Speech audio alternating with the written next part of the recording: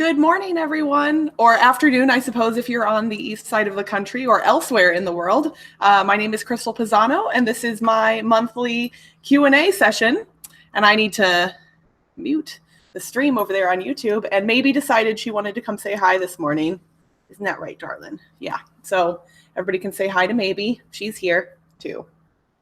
If you have any questions for Maybe, I'm sure she'd be happy to answer them. Isn't that right? Yeah.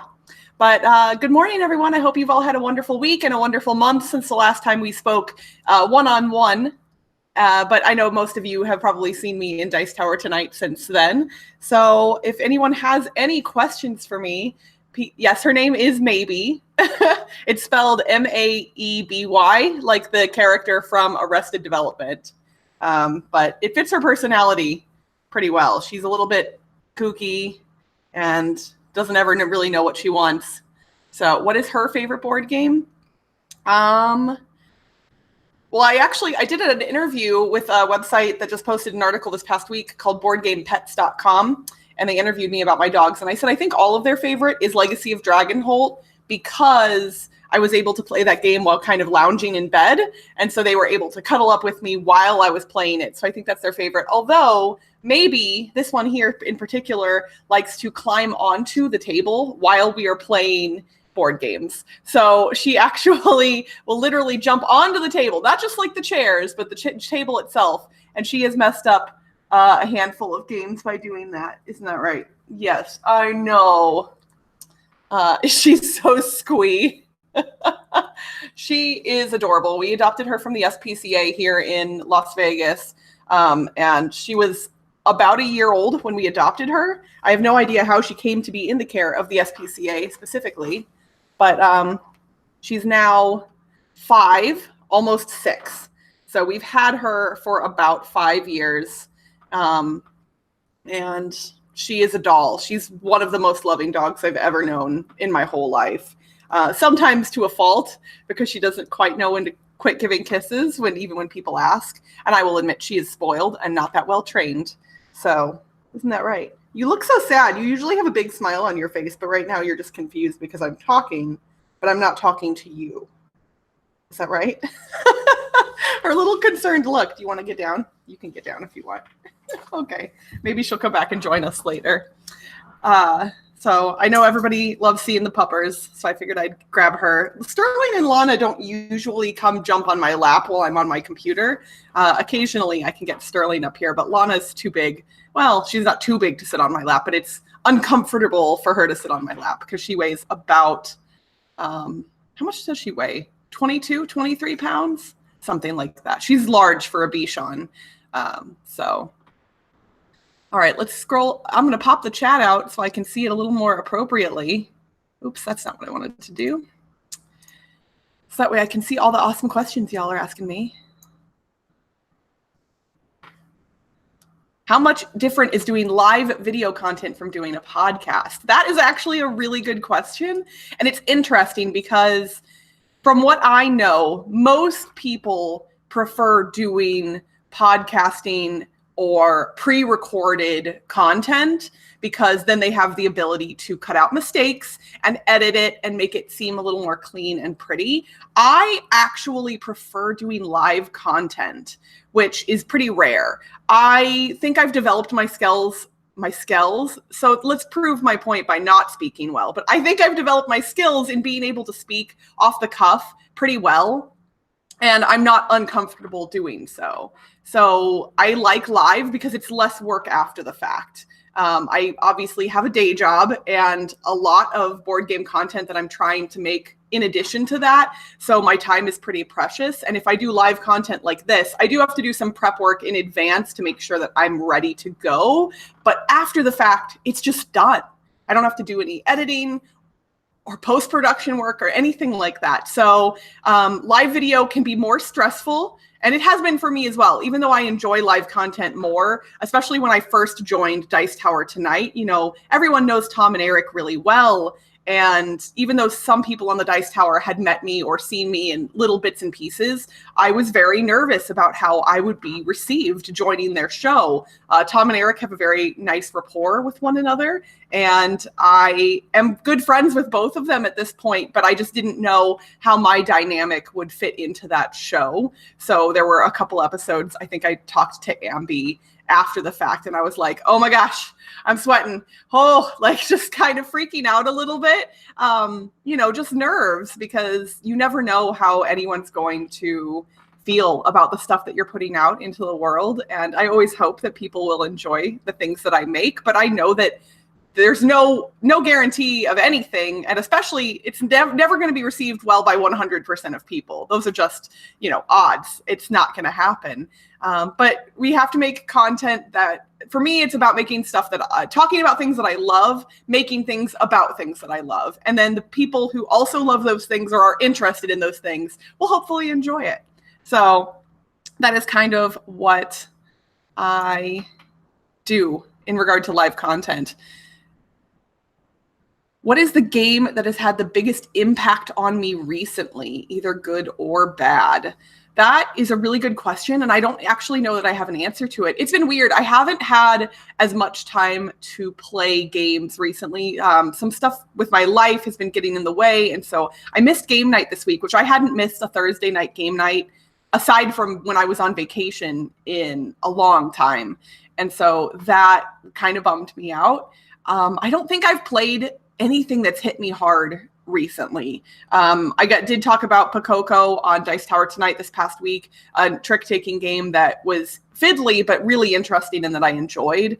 But I haven't played anything that's just struck me in any significant way. So if any of you have played some of the new stuff that's come out from Gen Con, I do have the potential. I can put in a cool stuff order pretty soon. And I'm wanting to pick up some of the stuff that released at Gen Con. So if you have any recommendations based on what you know of my gaming tastes, I would love to hear them. What am I looking forward to about Dice Tower West besides hanging out with the people from Meeple Overboard? Well, while I do love hanging out with Chris and Wendy of Meeple Overboard, Dice Tower West, I'm just excited to see this convention grow. It has been a lot of fun working on the MeepleCon team for the past 3 years. MeepleCon's been going on for 4, but I didn't come on until year 2. And I'm excited for more people to come to Las Vegas, and not just for the board gaming aspect, but in the 10 years I've lived here, I have developed a real love for the city of Las Vegas, because a lot of people assume all Las Vegas is the Strip. It is just gambling and drinking and debauchery. And Las Vegas is so much more than that. It is culturally diverse, and there are a lot of really interesting things to do, foods to eat, people to meet. And I think that if people come to Las Vegas and explore beyond the casinos that are right on Las Vegas Boulevard, you'll see some of that. And I know people like Chris and Wendy and myself would be happy to give people recommendations as to if they do want to get away from the convention or spend a few extra days before or after the fact. There's a lot of stuff to do. Millennium Fandom Bar is a great, if you do enjoy kind of hanging out and drinking, but you don't want to do it on the Strip, Millennium Fandom Bar is a nerd haven in downtown Las Vegas. The Pinball Hall of Fame has, I don't even remember what the number is, more pinball machines than you can ever imagine in one place, and they're all playable. I mean, some of them occasionally will be broken for, maintenance reasons. Meepleville, of course, the board game cafe here in town, although I'm not sure if Tim is closing it during the convention, but I'm sure the days leading up to and after the fact, it'll be open. So Tim, one of the co-organizers of Dice Tower West, also owns the Meepleville Board Game Cafe. And you can take your picture in the world's largest meeple there. So that's a big benefit. Do I sleeve or no sleeve? I am securely in the no sleeve camp. I do not sleeve any of my games. I always talk about the fact that I would be willing to sleeve a game if it was necessary. And if I trade for a game that is already sleeved, I will generally leave them in the sleeves, only because I'm lazy and I don't want to have to take all the cards out of them. And it seems like a waste. But I hate sleeved cards. I fully recognize why it is beneficial to sleeve cards, especially in a game you play frequently. But the type of people I play with generally would never use like a nicked card to benefit themselves against other people. There are some games I know, like the werewolf games with the tiles. If in theory something became visibly torn on the back, then the gameplay would be messed up for everyone. And so in cases like that, I think sleeving is a good idea. I'm not against the idea of sleeving. I just hate manipulating sleeved cards. I hate dealing. I hate shuffling. I hate holding them in my hand, all of it. It's just, I don't know why. I just hate it so much. Maybe it's because I used to play poker, and obviously poker cards are never sleeved. They're just what they are, and then they get switched out when the deck goes bad. So I can't handle sleeved cards if I can help it.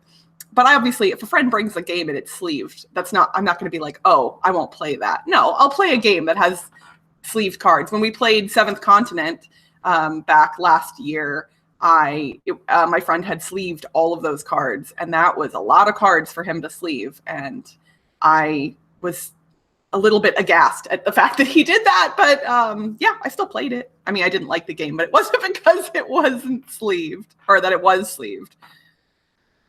Okay, somebody's asked me, I'm sure that you've answered this before. Oh no, the chat scrolled. Oh, there it is. But how did I do the backdrop? Is it a painted wall? It is not. It is actually a piece of plastic that I ordered on Amazon. Let's see if I can grab the bottom of it without tearing the whole thing down. Ooh. And then you can see that fake green screen that I have behind there that's made up of poster board. But yeah, it's just like plastic. Found it on Amazon after I realized that having a green screen behind me, that side does look a little bit, well, we'll see if that stays. Maybe that'll fall at some point. Who knows? I'm not going to get up and fix it right now. But yeah, it's just plastic. I wanted something other than a white wall and other than a green screen, because that seemed like a dangerous endeavor. Have I read anything good recently? So I haven't. Well, yes and no. I just bought some new books that just came out. Well, the last one, so it's a 3-part trilogy, and I'm going to look up the name of the first one because I can't remember it. The new one that just won the Hugo Award is called The Stone Sky. And it is notable because it is the first time a trilogy of books has ever won the Hugo Award 3 years consecutively. Like all 3 parts of a trilogy all won the Hugo Award. So N.K. Jemisin is the author, and the other 2 books in the series. And so it's sci-fi. I think it might be somewhat post-apocalyptic, but I'm not sure. Again, I haven't read them yet. I literally just bought them this week when I heard that this. So the first book is called The Fifth Season, and then the second one is called The Obelisk Gate. And I just bought all 3 of them sight unseen. I barely know anything about them, but they're award-winning and everyone's raving about them. So I picked them up, and I'm going to hopefully get to them soon. I will admit I don't have as much time for reading as I would like. I tend to be a person who chills out watching TV more so than reading at this point in my life. I think it's a little less active of an activity. Like I can watch TV and do something else simultaneously to some degree, whereas reading, obviously, I need to focus solely on that. And I do try and tend to double task or multitask if possible a lot of the time nowadays because of all the stuff that I have going on. And a lot of the stuff I watch isn't stuff that I need to actively watch. Like I'm rewatching Star Trek episodes or things like that. I'm in the middle of watching Star Trek Voyager all the way through. And I am almost at the end of season 4. So I'm getting closer to the end. It's been interesting because I did not see a lot of the episodes when they originally aired. So let's see. Best movie I have seen so far this year, even if it is an older movie. I am not sure. Okay, so I did see Infinity War back when it came out, but honestly, yesterday I saw a movie that I loved. If you all have not gone to see Crazy Rich Asians yet, go see that movie. And I will admit, I know not everybody is a fan of rom-coms as a genre. This feels And I like rom-coms. So I'm coming from that place in case that matters. But this rom-com feels refreshing, and it doesn't feel as tropey as a lot of rom-coms tend to. My husband, who does not like rom-coms at all, went and saw it as well, and he liked it. So that's saying a lot. I want to go see it again in theaters. And that's not something I would typically do. I very rarely go to a movie twice in the movie theater. And if I do, it's usually something that's really big and epic and benefits from viewing it on a large screen. A rom-com, obviously, there's not much added benefit to seeing it on a big screen. Except this movie is just that good. It's so good. And fellow board game pundit Calvin Wong is in the movie. So if you all know Calvin, he's done some work on the Ding and Dent podcast. He has a board game bear called Colin that he has done board game reviews with. It's a stuffed bear, and he's gone to Essen and done reporting from there. Calvin is in the movie. He's in one of the families in the movie. His character's name is PT, and he steals every scene that he's in. So if you like board games and you like board game media, go see Crazy Rich Asians just to support Calvin, if nothing else, because he did an awesome job in it. And I'm really hoping that the family he's part of in this movie gets a spinoff, because it would be great. And I know they're already talking sequel. I think it may have already been greenlit, a sequel to the movie in general. And I'm all for it. I love it. It was so good. I'm trying to think of other movies I've seen this year. I'm going to Google a list of best movies 2018 and see if I've seen any of them. Oh, Black Panther came out this year? It feels like that was forever ago. Black Panther, was that really? I think that was 2017, wasn't it? Google could be messing with me. I did see Deadpool 2. I did not see Incredibles 2, and I wanted to, but I did not see that one.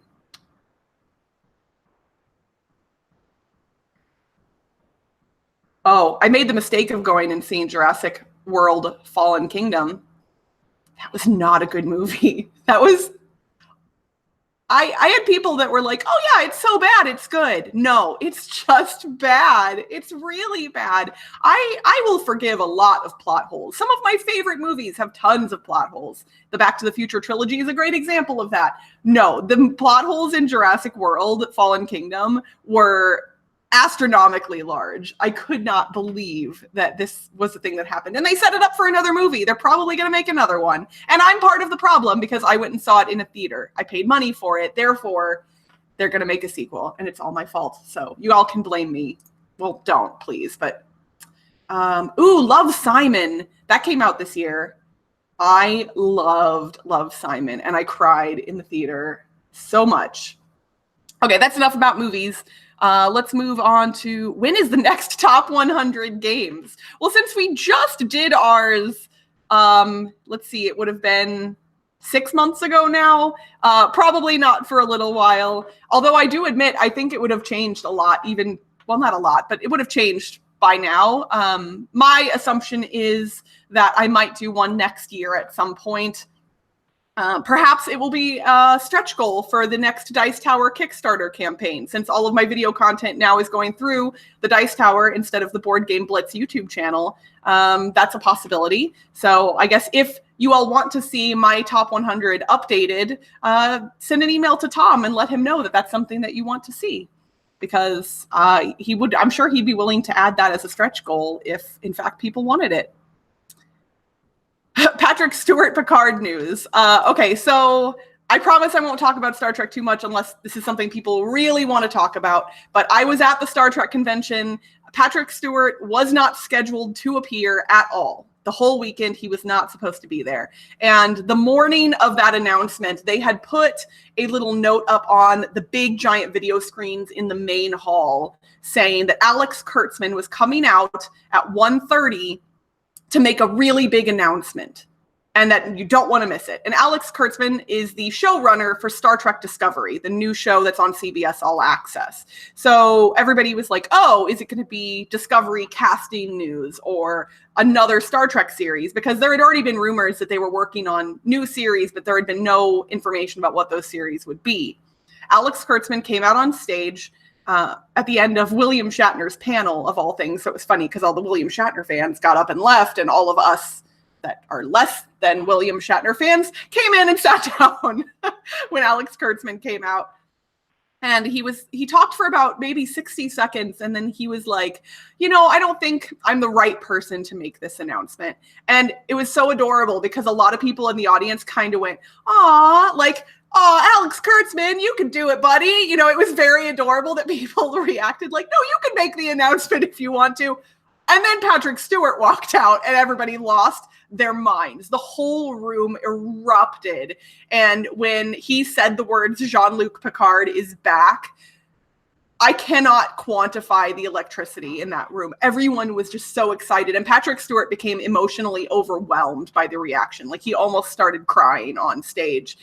He said that he's been watching Next Generation for the first time. He's never watched most of the episodes because he doesn't tend to do that when he's in a show. And he's now watching Next Generation, and he sees why bringing back Picard has value.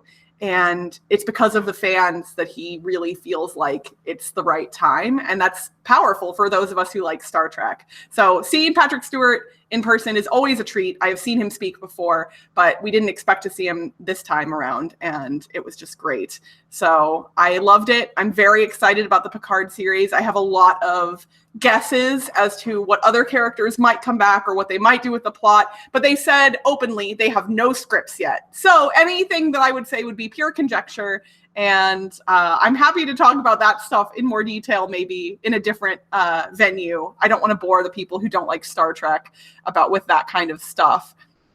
So let's see.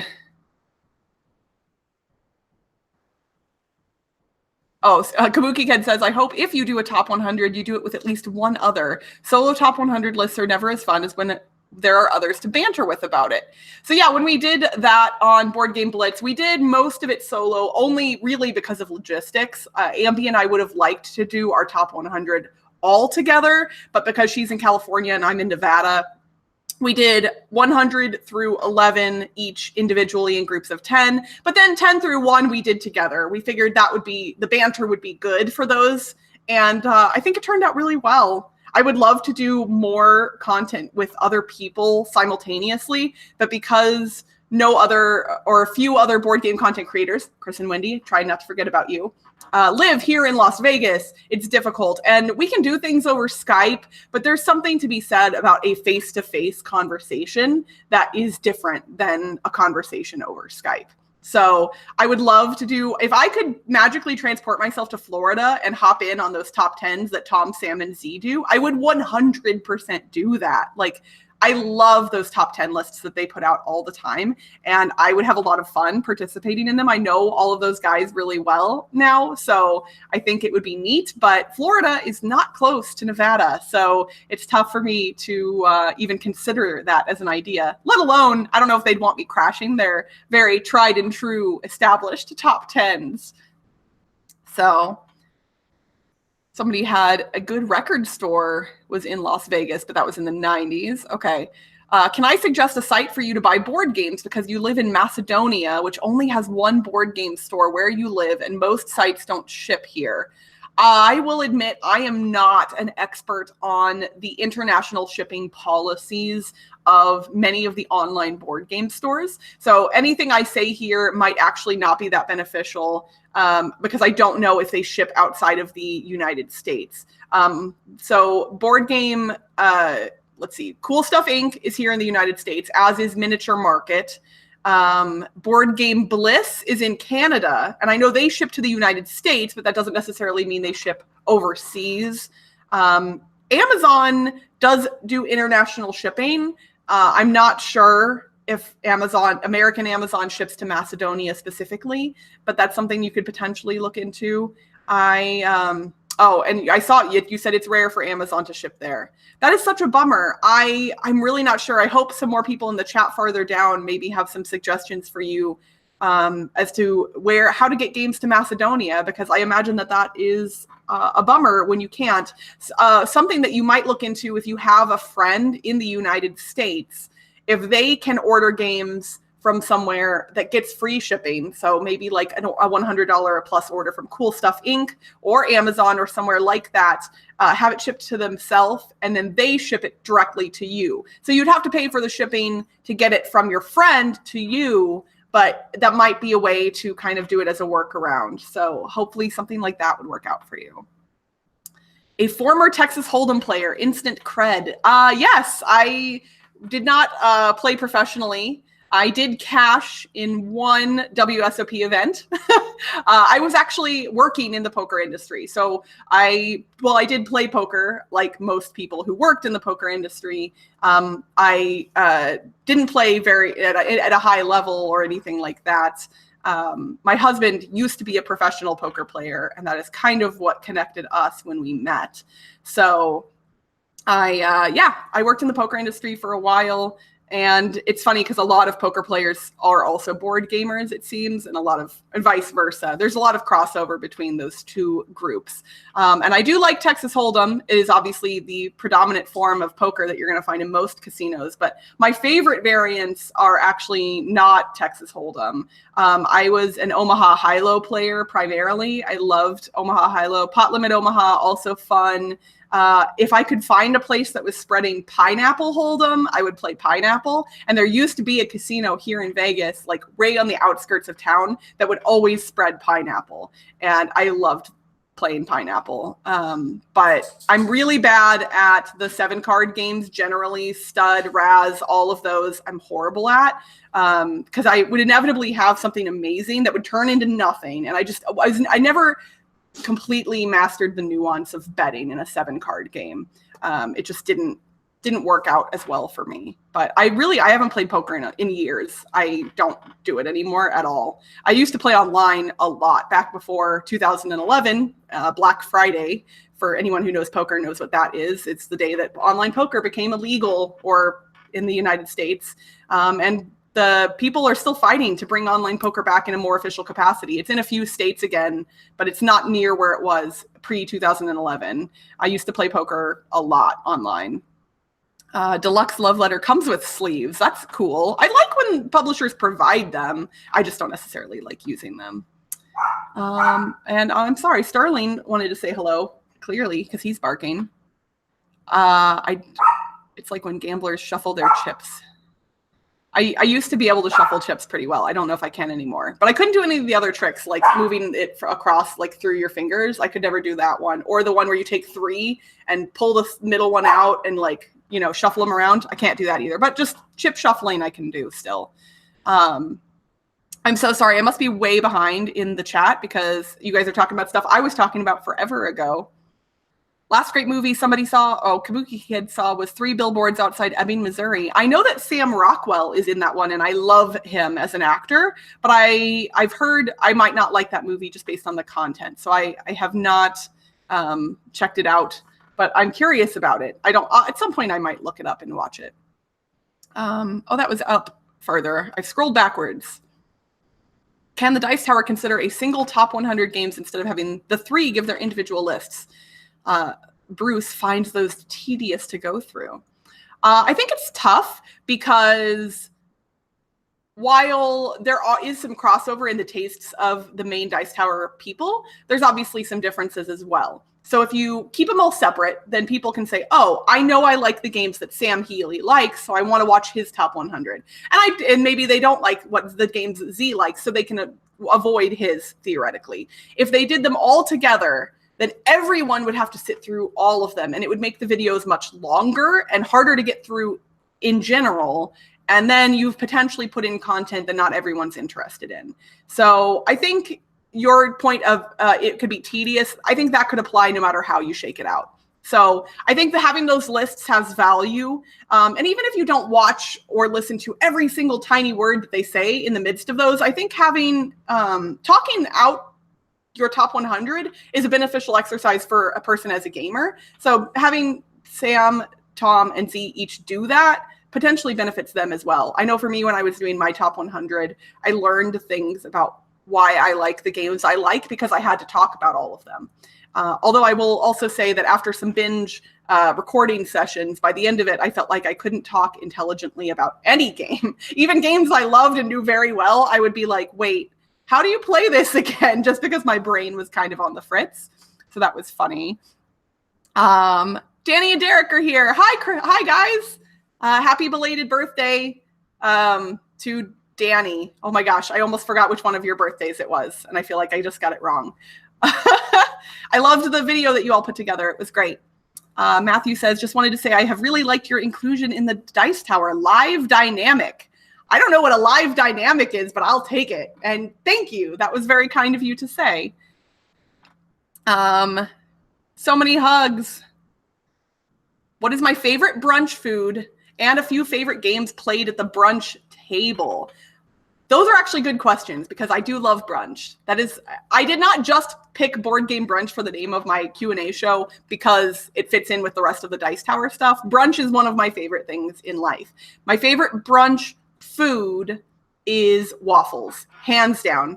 I love a good waffle. And especially, so usually most places serve Belgian waffles, which are the ones that are really, really crispy on the outside. I actually prefer something that's harder to find, which is a malted waffle. Those of you who live in the Midwest or South or East part of the country will be familiar with these because that is what Waffle House serves. And I am a Waffle House fanatic. We don't have Waffle House in Las Vegas, and it bums me out hard because I love those soft, thinner waffles. Just the best. My favorite. Oh, and I'm weird. Even though waffles are my favorite, I don't like syrup because they make the waffles soggy.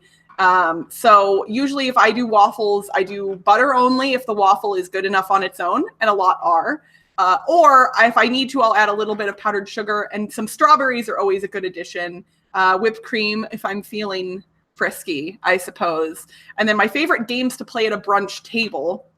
I have in the past, when my friends and I have gone to brunch, brought things like Love Letter, Suspend. Dexterity games tend to be good, especially if the brunch table is large, because then you can kind of put it in the middle and people can still eat, but then they can reach over and do the thing. With Suspend, that's pretty easy, unless the table is shaky, and then Suspend does not work at all. I'm trying to think of other ones we've played at brunch specifically.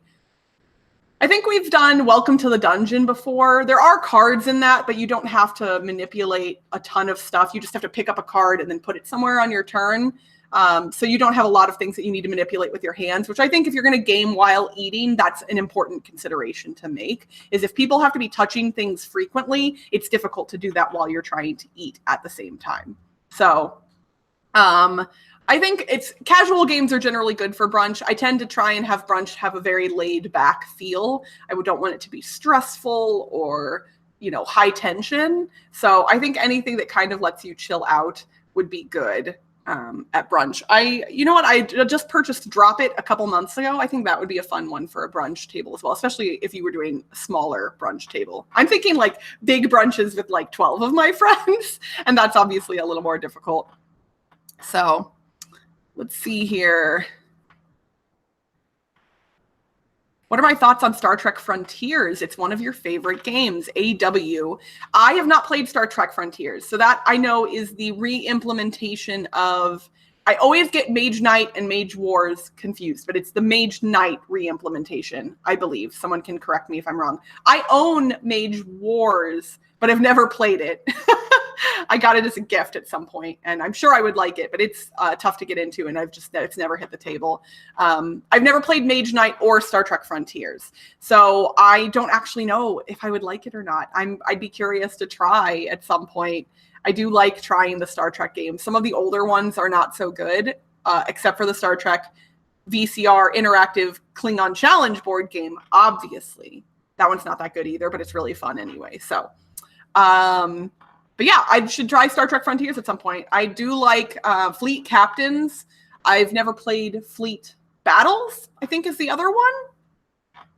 So yeah. Somebody said California to Nevada, opposite sides of the country.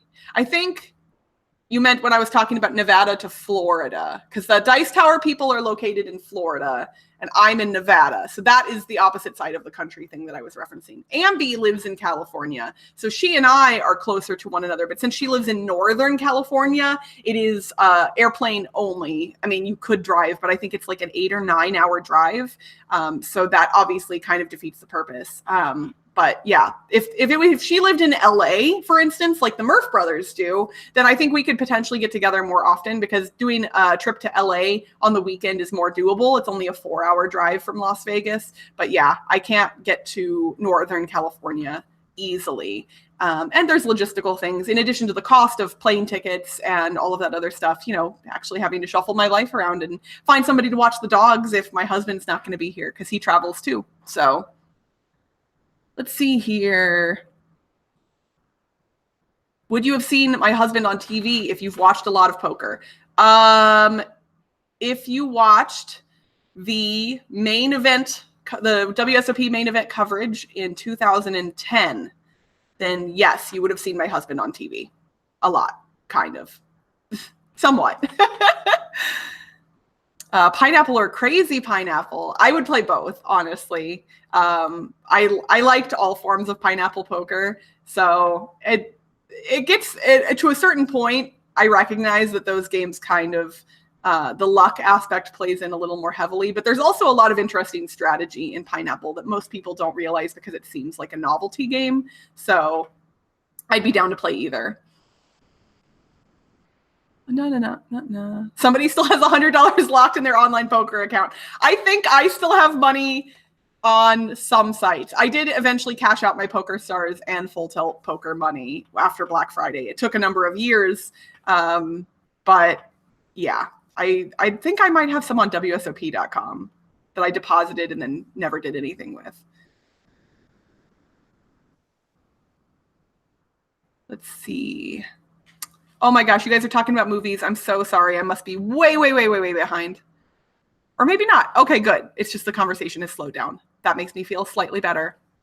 Somebody said, oh, Kabuki Kid loathes butter on your waffles or pancakes. Butter is the best. I'm going to get passionate here. I love butter. Just everything. It has to be melty. Like, I don't understand. Here's a thing. In like advertisements that have waffles or pancakes in them, they always have the pancakes with like a little rectangular pad of butter on the top that hasn't melted. And then they're pouring the syrup on top of that pad of butter, which means it'll never melt or go anywhere. It's just going to sit there on top of the pancakes. And that makes no sense to me. The butter needs to be melty and soaked into the bread of whatever kind it's sitting on. And so I don't understand why that is the preferred. Like, is it just because it's got to be because of the visual of like, oh, this has butter on it, but you've ruined the pancakes by doing that. And food styling for commercials is an interesting rabbit hole to go down. You know, like in a chocolate syrup commercial, they don't actually use real ice cream. They use like scoops of sometimes butter or lard or other things that kind of look like ice cream because they won't melt under the hot lights to do photography and video work. I guess there's laws regarding what they can and can't include. And if you have to have the real thing, I think if it's the actual product you're selling, but everything else can be fake. So the chocolate syrup would have to be real, but the thing you're putting it on doesn't have to be what it appears to be. That kind of stuff. It's interesting. I've gone on so many tangents. I hope y'all like this. I'm also willing to talk about board games, but food is something that I'm also passionate about. So, oh my goodness. Let's see. Oh, Captain Kavik. Yeah, somebody brought up who the Captain Kavik. If you weren't here when I talked about it in a previous stream, I actually got Robert O'Reilly to sign my copy of the Star Trek VCR game. He played Captain Kavik in the video for the game, and he was also Martok in the Star Trek TV series. So he signed Robert O'Reilly, and he signed as Martok. No, wait, Gowron. Oh my gosh, I'm getting him confused now. He signed as like all three of his characters, basically. He's Gowron, not Martok. I don't know why I would get those confused. because it's early and I haven't drank my coffee yet. That's going to be my excuse. Okay, somebody said, is MeepleCon going away or two separate conventions? Did Dice Tower buy it or is it a merge / rebrand?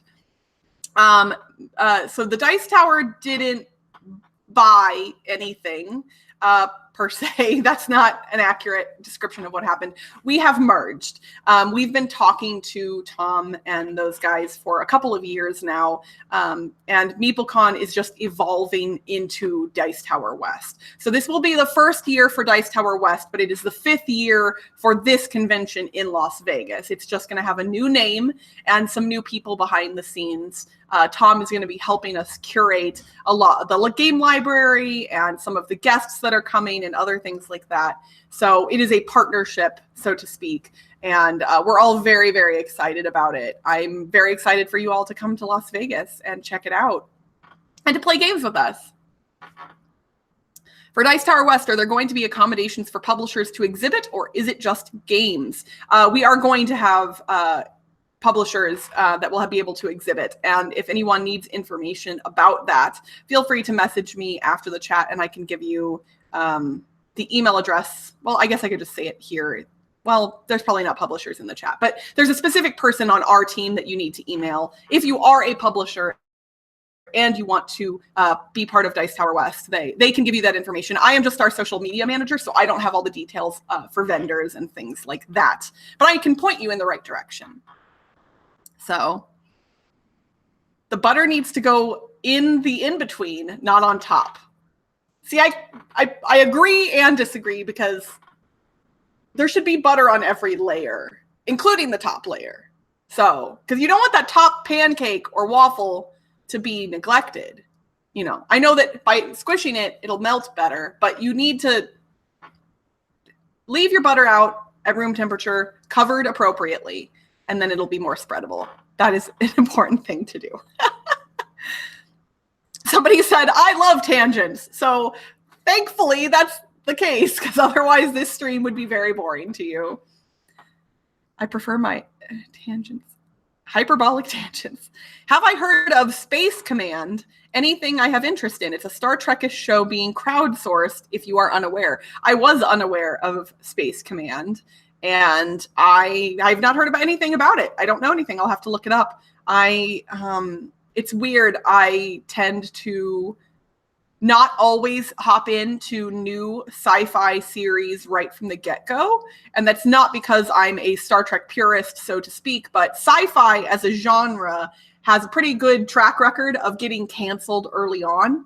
And I often don't want to hop on the bandwagon, get excited about a thing, and then have it be pulled out from underneath me. So what's funny is I will occasionally hop onto a bandwagon and then it'll get pulled out and I'm just like, why? Why did I get invested in this early? What was that new show that Ronald Moore did on Sci-Fi here a few years ago? I got really excited since Ronald Moore was the writer on Star Trek, one of the writers on Deep Space Nine, and then he wrote Battlestar Galactica. So when he had a new show on Sci-Fi, I will look it up. I got really excited and I jumped in right from the get-go. Helix, that was the name of the show. And it was like set in Antarctica, and it was about this like really crazy virus thing, and it sounded really good. It kind of sounded like sci-fi mixed with like the Thing, and it was Ronald Moore, so I thought it was going to be awesome. It was not awesome. I watched season 1, and as the season progressed, I got less and less interested in it. And then I watched the first episode of season 2, and it was horrible. And they canceled the show soon after that. But man, I was so bummed that show was not good. Let's see. Moved away from all condiment butter. Not on toast, not on corn. You're kind of over it. I'm the opposite. I would like to put butter on everything, which is not good health-wise. But, and milk is often Elmer's glue in ads. That is true. Yeah, when it's a cereal commercial, they often use glue to substitute for the milk so that the cereal doesn't get soggy, which is another thing I hate. If I eat cereal, I have to like be ready to eat it, pour the milk on real quick, and eat the cereal as fast as possible. Because as soon as it starts getting soggy, I'm done with it. But I do like having the milk with it. Because I can eat dry cereal too, and I will do that occasionally just as a snack. Like for the, the sweeter ones that are kind of more sugary. Let's see. I'm jumping around in the chat, but I don't like mixing butter and syrup. I use one or the other, but not both. Even though I'm not a huge syrup fan, I definitely can agree with that sentiment. Man, now I want waffles. I'm so sorry, but you should go get yourself some waffles. Treat yourself to some waffles. Yeah, sad but true about sci-fi famously being canceled early. A lot of sci-fi shows. I'm sure there's probably a bunch that I don't even know about that were really destined to be great shows, but sci-fi tends to not get the support it deserves, or it tends to not draw the audiences early. I think nowadays it's safer than it was even 10 or 15 years ago for sci-fi series, but it's still tough. How I checked out Black Mirror. Black Mirror is wonderful. I adore that show. Most of the episodes make me feel very sad about the world and where things could be headed, but it is brilliantly written. It's baffling to me how they're able to come up with so many different interesting storylines. And if you haven't watched Black Mirror, here, I have some advice for you. I'm not going to be one of those people that says, oh my gosh, you have to watch this show. You don't, but it's great. And if you would like to watch Black Mirror, I recommend not starting with episode 1, season 1, only because that episode is pretty off-putting for a couple of different reasons. And that's not to say it's bad. I think within the grand scheme of Black Mirror, it's actually quite good and it fits very well. But I think it's not a good starting point. When I tell people to start Black Mirror, I always tell them to watch San Junipero first. It is tonality-wise a little different than some of the other episodes. And it is a little more hopeful than a lot of Black Mirror episodes. It is also my favorite, and I love it so much. So if you watch San Junipero and you like that, it's in season 3. Is it the first episode of season 3? I'm not sure. But watch that episode, and if you don't like that, you definitely won't like the rest of Black Mirror. But know that if you watch San Junipero and like it, a lot of the other Black Mirror episodes are more bleak than that one is. So just as long as you know that going in. But yeah, it's so my best. My favorite. Love it. A lot of talk about Firefly in the chat, of course. There's a lot of, talk about why Firefly was or wasn't successful and what the studio messed up in regard to how they aired the episodes.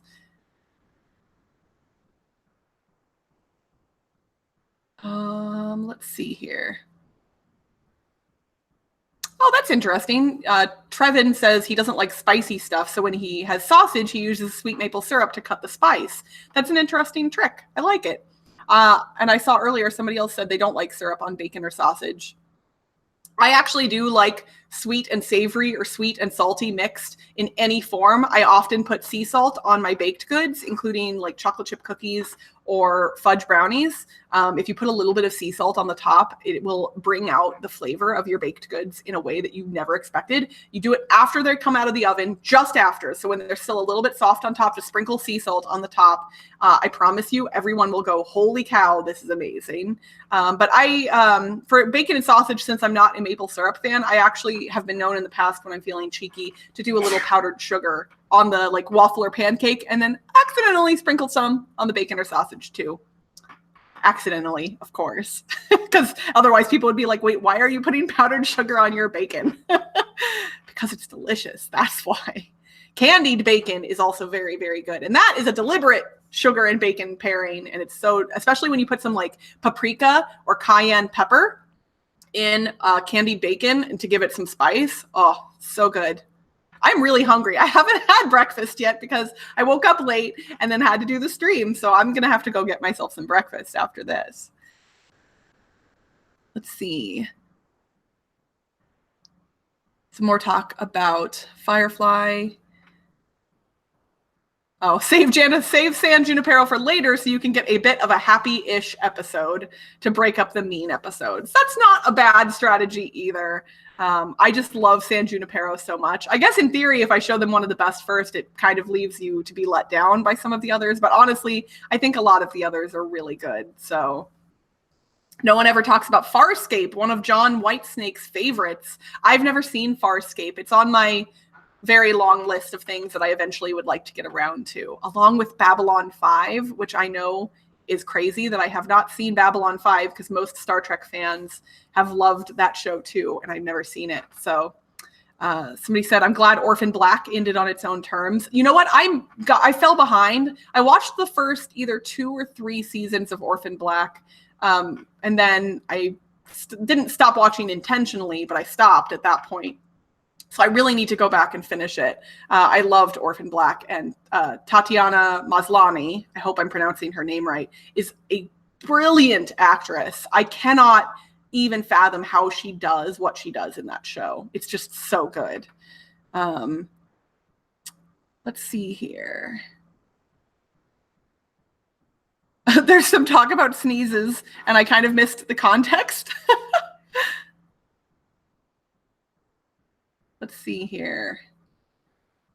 Babylon 5 is great. Currently rewatching it. Yeah, Babylon 5 would be right up my alley. Just remember, it keeps getting better. Has a bit of a slow start. Yeah, someone told me that Babylon 5, that there's some little bits and pieces here and there that seem like they're nothing, or they're like boring moments that don't mean anything, and then they actually make reference to them later. So like if you do one of those things where you skip a bunch of episodes as you're watching a show, you know, the like see it or skip it type lists, that you'll miss some of the good stuff. I am generally a completionist. If I decide to watch a show, I don't ever use those lists to skip specific episodes. I try and watch a thing in its entirety. I believe that whoever created it that way for a reason. And with some shows like Star Trek, where it tends to be episodic in nature, obviously that's not required, but there's nuance and there's little bits and pieces. And even though like Next Generation is episodic, you do see the relationships between the characters advance. You just miss the details that would, like, in theory, some like Worf will break his back in one episode, and then the next episode he's fine. And that makes no sense generally, but you still see the relationships develop over the course of an episodic show, in my mind. I'm sure there are examples where that doesn't happen. Black Mirror, there's different characters every episode, so you don't see any development. Yeah, I think you could watch Black Mirror literally in any order you wanted. I wonder if there is an ideal watch order for Black Mirror. Obviously, it would be different from person to person, potentially, but I wonder if someone on the internet has kind of put that together, like the ideal order to watch Black Mirror in. That would be an interesting thing to check out. Let's see. Just watched Deep Space Nine last year. Now it's my favorite Trek series. John Whitesnake, I had the exact same experience. I watched very little Deep Space Nine when it originally aired. Both Deep Space Nine and Voyager, I watched here and there when I caught it, but I never sat down and dedicated myself to it. I was a Next Gen fan growing up. I saw all the Next Gen movies. I watched most of the TV show when it originally aired. And for whatever reason, when I was a kid, the characters in Deep Space Nine were off-putting to me, specifically Odo and Quark. I thought their relationship was really annoying as a kid. Like, to me, I hated it. Coming back to Deep Space Nine as an adult and watching the whole thing, they were two of my favorite characters. Although, that's actually hard to say because Deep Space Nine has better developed ancillary and like B-list characters than most TV shows. They developed all of the characters in that show out so well. Like, it's not like there was just a main cast and then all these other fringe people that you see occasionally. They all were very well developed, multi-dimensional characters with really interesting backstories. And Quark and Odo's relationship is one of my favorite things about the show. I also really like Bashir and Garrick's relationship. There's a lot of interesting stuff in that show. And I've tried to tell people, you know, like, even if you don't like sci-fi or you've never watched Star Trek, Deep Space Nine is so good that it's worth giving a shot to because the stories are just wonderful. Yeah, Odo and Quark, awesome. Garrick forever, yes. Couldn't agree more. As a kid, could not watch DS9. As an adult, I'm head over heels. Yeah, I'm not quite sure why that is. Like as a kid, I don't know if it was because they were scary looking. Does that make sense? Like the Ferengi, I would think are a little terrifying. They have sharp pointed teeth. They have giant ears. I don't think I was like notably scared of them, but for whatever reason, they were off-putting to me. And I'm very glad that I went back to it because it is my favorite as well. Discovery is on trajectory to become my favorite, but I will not put a single season of any show over a whole series because that just seems silly to do. But I do believe that Discovery, if it continues on its current trajectory, will overtake DS9 as my favorite Star Trek show. So if anybody, okay, we've got about 5 minutes left. If anyone else has questions about the Star Trek convention that I attended or board games, I guess I could show you all. I showed the picture of me with Mary Wiseman on one of the Dice Tower Tonight streams, but I could show you all a couple of the other pictures that I had taken while I was there. So I'll show the one of me and Mary again because it's my favorite. Here, I'll tell a little backstory. So there were a lot of Discovery-themed panels at the Star Trek convention, and one of them was with Shazad Latif, Wilson Cruz, Anthony Rapp, and Mary Wiseman. And it was hosted by Matt Myra, who does the After Trek show, and he's also been on the Nerdist podcast for quite a while, so you may know him from that.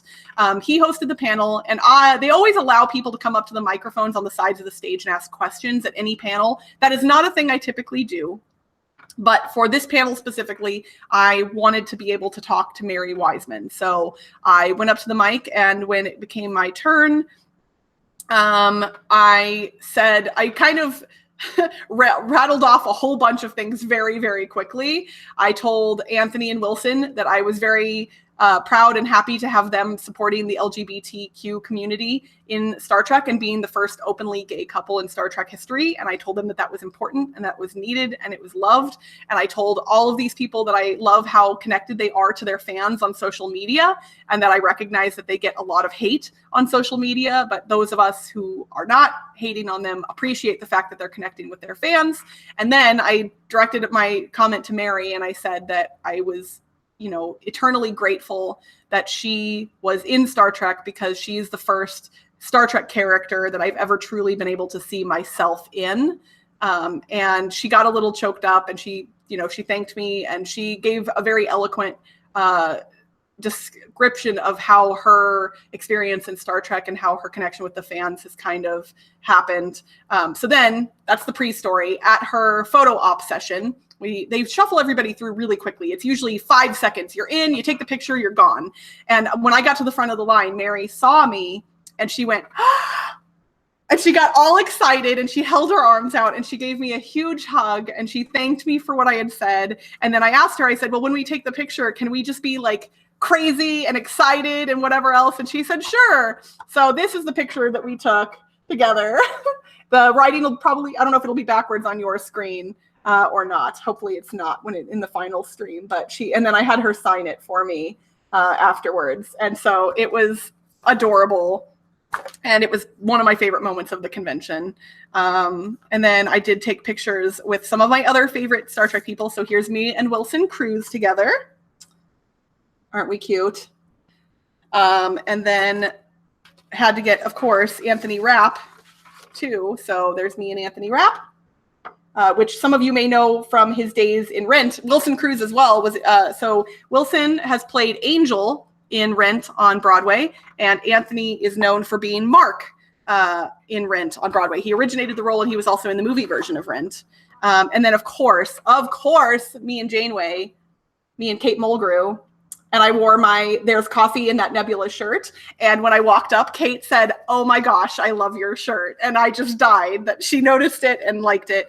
And then I also took a picture with Aaron Eisenberg and Max Grodenchek, who most of you will not know by name, but they played Rom and Nog on Deep Space Nine. And they did a photo op in costume, and I could not resist. So there's me and two Ferengi, because why not? So, yeah. I'm a huge nerd, I know. And I'm wearing my Discovery dress because I didn't plan on doing this photo op. I would have worn something Deep Space Nine themed, but I didn't plan on doing it. I kind of did it spur of the moment. So that one was a little crazy. All right, guys, we're almost out of time. I should have been keeping an eye on the chat. It looks like you all are just kind of hanging out and talking with each other, which I love. Somebody said they tried twice to watch DS9 and just can't get into it. That bums me out. But you know what? Not every show is for everybody, and that's okay. I wish everybody loved the things that I love, but obviously that's never going to be the case. So, let's see. Are there any other questions? It looks like we've kind of finished that up. So I will go ahead and end this stream. Thank you all so much for joining me today on Board Game Brunch. I hope you will join me next month for my Q&A session, as well as on Dice Tower tonight, every 2 weeks on Wednesday. This coming week is an off week. Wait, no. I've got my weeks mixed up.